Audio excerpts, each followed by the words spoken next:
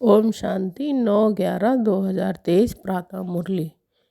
मीठे बच्चे, दे अम्मान में आने से ही माया की चमाट लगती है। देई अम्मानी रहो तो बाप की हर श्रीमत का पालन कर सकेंगे। प्रश्न है, बाप के पास 2 प्रकार के पुरुषार्थी बच्चे हैं, वह कौन से?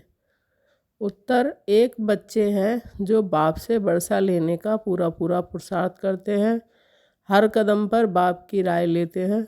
दूसरे फिर ऐसे भी बच्चे हैं जो बाप को फारकती देने का पुरुषार्थ करते हैं। कोई है जो दुख से छूटने के लिए बाप को बहुत बहुत याद करते हैं। कोई फिर दुख में फंसना चाहते हैं। ये भी वंडर है ना। गीत बजा है महफिल में जल उठी समा परवाने के लिए। ओम शांति। बच्चों ने गीत तो बहुत बार सुना है, नए बच्चे फिर नए सिर सुनते होंगे। जबकि बाप आते हैं तो आकर अपना परिचय देते हैं। बच्चों को परिचय मिला हुआ है, जानते हैं अभी हम बेहद के माता पिता की संतान बने हैं। जरूर मनुष्य सृष्टि का रचयिता माता पिता होगा, परंतु माया ने मनुष्यों की बुद्धि बिल्कुल डेड कर दी है। इतनी साधारण बात बुद्धि में नहीं बैठती है। कहते तो सभी हैं कि हमको भगवान ने पैदा किया है, तो ज़रूर माता पिता होंगे। भक्ति मार्ग में याद भी करते हैं। हर धर्म वाले गॉड फादर को ज़रूर याद करते हैं। भक्त खुद तो भगवान को नहीं सकते। भक्त भगवान की बंदगी साधना करते हैं। गॉड फादर तो ज़रूर सबका एक ही होगा, अर्थात सभी आत्माओं का फादर एक है। अभी जिस्मों का फादर एक हो नहीं सकता, वह तो अनेक फादर हैं।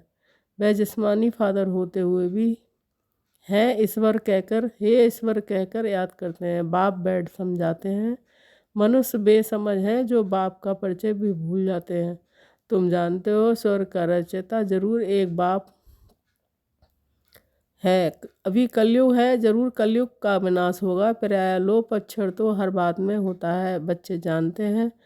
सतयुग अभी पर्यायलोप है। अच्छा, फिर प्रश्न उठता है, सतयुग में उन्हों को ये पता होगा कि ये सतयुग पर्यायलोप हो जाएगा, फिर त्रेता होगा? नहीं, वहाँ तो इस नॉलेज की दरकार ही नहीं है। ये बातें किसकी भी बुद्धि में नहीं है। सृष्टि का चक्र कैसे फिरता है, हमारा पारलौकिक बाप कौन है, ये तुम बच्चे ही जानते हो। मनुष्य गाते हैं तुम माता पिता हम बालक तेरे, परंतु जानते नहीं तो कहना भी ना कहने के बराबर हो जाता है। बाप को भूल गए इसलिए आरफन बन पड़े हैं। बाप हर बात समझाते हैं, श्रीमत पर कदम कदम चलो, नहीं तो कोई समय माया बड़ा धोखा देगी।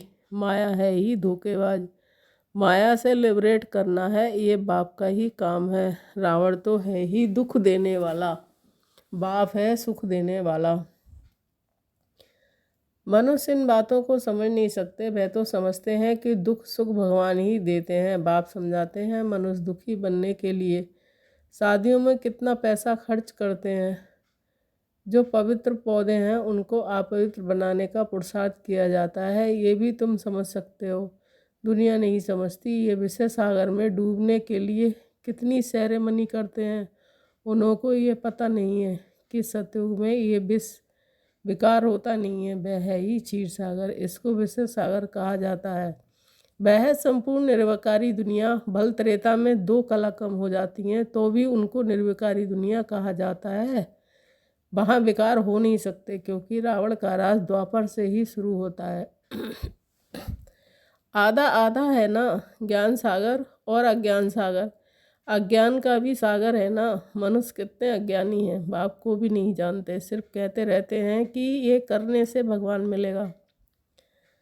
मिलता कुछ भी नहीं है। माता मारते मारते दुख ही निधन के बन जाते हैं। तभी फिर मैं धनी आता हूँ, धनी बिगर माया अजगर ने सबको खा लिया है। बाप समझाते हैं, माया बड़ी दुस्तर है, बहुतों को धोखा मिलता है। कोई को काम की चमाट, कोई को मोह की चमाट लग जाती है। दे अभिमान में आने से ही चमाट लगती है। मेहनत है ही देही अम्मानी बनने के लिए। इसलिए बाप बड़ी घड़ी घड़ी कहते हैं, सावधान मन मना भव। बाप को याद नहीं करोगे तो माया थप्पड़ लगा देगी। इसलिए निरंतर याद करने का अभ्यास करो, नहीं तो माया उल्टा करतब करा देगी। रॉन्ग राइट की बुद्धि तो मिली ही है। कहाँ भी पूछो तो बाप से पूछो, तार में, चिट्ठी में अथवा फ़ोन पर पूछ सकते हो। फ़ोन सवेरे सवेरे झट मिल सकता है क्योंकि इस समय सिवाय तुम्हारे बाकी सब सोए रहते हैं, तो फ़ोन पर तो पूछ सकते हो। दिन प्रतिदिन फ़ोन आदि की आवाज़ भी सुधारते रहते हैं, परंतु गवर्नमेंट है गरीब तो खर्चा भी ऐसे ही करती है। इस समय तो सब जड़जड़ीभूत अवस्था वाले तमो प्रधान है, फिर भी खास भारतवासियों को रजो तमोगुणी क्यों कहा जाता है? क्योंकि यही सबसे ज़्यादा सतो प्रधान थे। दूसरे धन वालों ने ना तो इतना सुख देखा है और ना ही दुख देखना है। वह अभी सुखी हैं तब तो इतना अनाज आदि भेजते रहते हैं। उनकी बुद्धि रजो प्रधान है। विनाश के लिए कितनी इन्वेंशन करते हैं, परंतु उनको ये पता नहीं पड़ता, इसलिए उनको बहुत चित्र आदि भेजने पड़े तो उनको भी पता पड़ेगा। आखिरी समझेंगे ये चीज़ तो बड़ी अच्छी है। इन पर लिखा हुआ है गॉड फादरली गिफ्ट। जब आफत का समय होगा तो आवाज़ निकलेगा, फिर समझेंगे बरोबर ये हमको मिला था। इन चित्रों में बहुत काम निकलेगा। बाप को विचार जानते ही नहीं, सुखदाता तो वह एक ही बाप है, सब उनको याद कर सकते हैं। अभी देखो 3 पैर पृथ्वी के नहीं मिलते हैं, फिर और तुम सारे विश्व के मालिक बन जाते हो। ये चित्र विलायत में है, बहुत सर्विस करेंगे। बच्चों को इन चित्रों को इतना कदर नहीं है। खर्चा तो होना ही है। राजधानी स्थापन करने में उस गवर्नमेंट का करोड़ों रुपया खर्च हुआ होगा और लाखों मरे। यहाँ तो मरने की बात ही नहीं है। श्रीमत पर पूरा पुरुषार्थ करना है, तभी श्रेष्ठ पद पा सकेंगे। पछताएंगे। ये बाप भी है तो ये धर्मराज भी है। पतित दुनिया में आकर बच्चों को 21 जन्मों के लिए स्वराज देता हूँ। अगर फिर कोई विनाशकारी कर्तव्य किया तो पूरी सजा खाएंगे। ऐसे नहीं, जो होगा वह देखा जाएगा। दूसरे जन्म का कौन बैठ विचार करे? मनुष्य दान पुण्य भी दूसरे जन्म के लिए करते हैं। तुम अभी जो करते हो वह 21 जन्मों के लिए, वह जो कुछ भी करते हैं अल्पकाल के लिए। एवजा फिर भी नरक में ही मिलता है। तुमको स्वर्ग में एवजा मिलना है। रात दिन 21 जन्म, तुमको स्वर्ग में एवजा मिलना है। रात दिन का फर्क है। तुम स्वर्ग में 21 जन्मों के लिए प्रारब्ध पाते हो, तो हर बात में श्रीमत पर चलने से बड़ा पार है, बेड़ा पार है।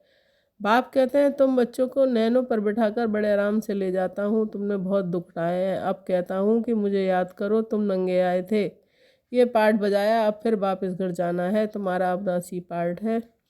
इन बातों को कोई भी साइंस घमंडी समझ नहीं सकते। आत्मा इतना छोटा स्टार है, इनमें अविनाशी पार्ट सदैव के लिए भरा हुआ है, ये कभी समाप्त नहीं होता। बाप भी कहते हैं कि मैं भी तो क्रिएटर और एक्टर हूँ, मैं कल कल आता हूँ पार्ट बजाने। कहते हैं परमात्मा मन बुद्धि सहित चैतन्य नॉलेजफुल है, लेकिन क्या चीज़ है ये कोई नहीं जानते। जैसे तुम आत्मा स्टार मिसल हो, मैं भी स्टार हूँ। भक्ति मार्ग में भी मुझे याद करते हैं क्योंकि दुखी हूँ। मैं आत्मा हर बच्चे को अपने साथ ले जाना चाहता हूँ।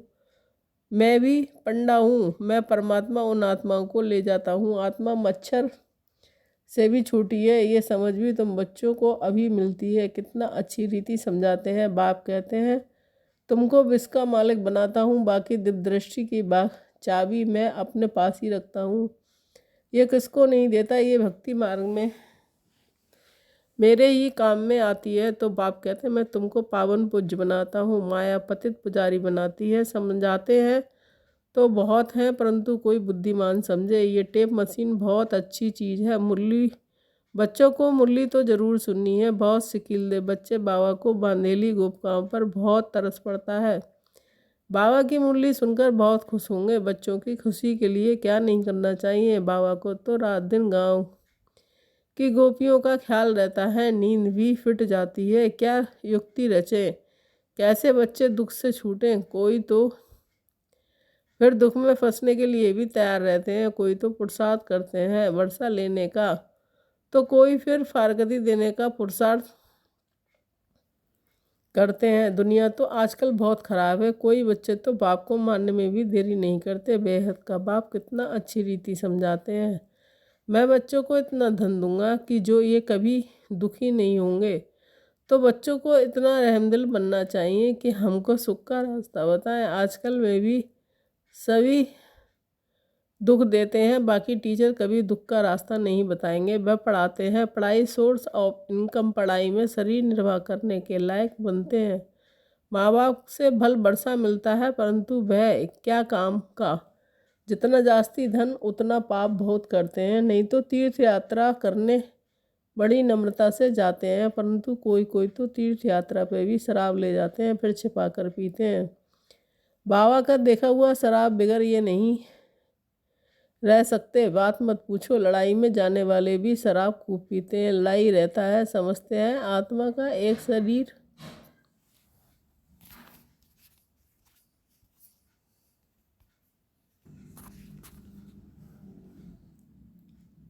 आत्मा एक शरीर छोड़ जाकर दूसरा शरीर लेगी। तुम बच्चों को भी अभी ज्ञान मिलता है, ये चीची शरीर छोड़ना है। उन्हों को कोई ज्ञान नहीं है, परंतु आदत पड़ी हुई है मरना और मारना है। यहाँ तो हम आप ही बैठे बैठे बाबा के पास जाना चाहते हैं। ये पुरानी खाल है, जैसे सर्फ भी पुरानी खाल छोड़ देते हैं, ठंडी में सूख जाती है तो उतार देते हैं।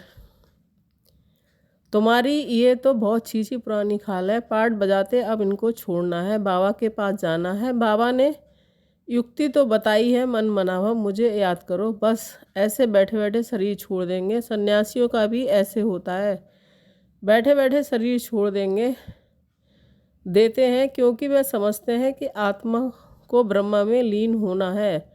तो योग लगाकर बैठते हैं, परंतु जा नहीं सकते। जैसे काशी कलवट खाते हैं, वह जीवघात हो जाता है। वह ये सन्यासी भी बैठे बैठे ऐसे जाते हैं।